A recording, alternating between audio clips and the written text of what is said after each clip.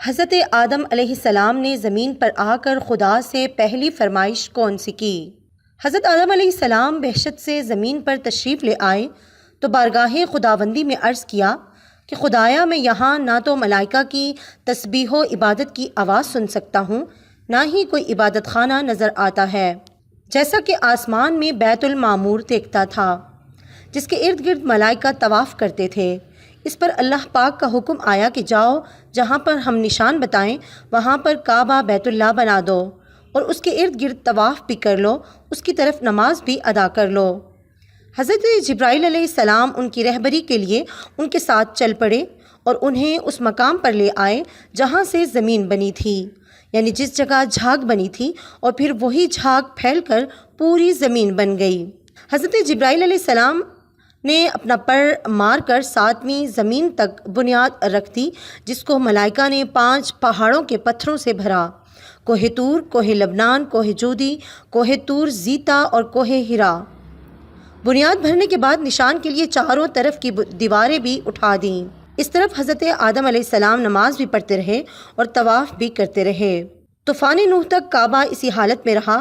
طوفان کے وقت وہ عمارت آسمان پر اٹھا لی گئی اور وہ جگہ ایک اور اونچے ٹیلے کی صورت میں رہ گئی، مگر لوگ پھر بھی برکت کے لیے یہاں آتے تھے اور آ کر دعائیں مانگتے تھے۔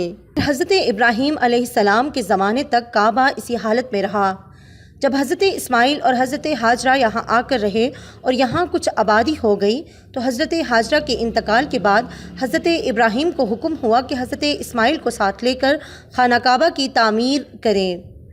اس کی نشانی اس طرح کی گئی کہ ایک بادل کا ٹکڑا بھیجا گیا تاکہ اس کے سائے سے کعبہ کی حد مقرر کی جائے۔ حضرت جبرائیل علیہ السلام نے اس سائے کی مدد سے خط کھینچا اور حضرت ابراہیم علیہ السلام نے اس خط پر اس قدر کھدائی کی کہ بنیاد آدم نمودار ہو گئی۔ پھر اس پر ایک عمارت بنائی گئی۔ اس کی بلندی 9 ہاتھ رکھی تھی۔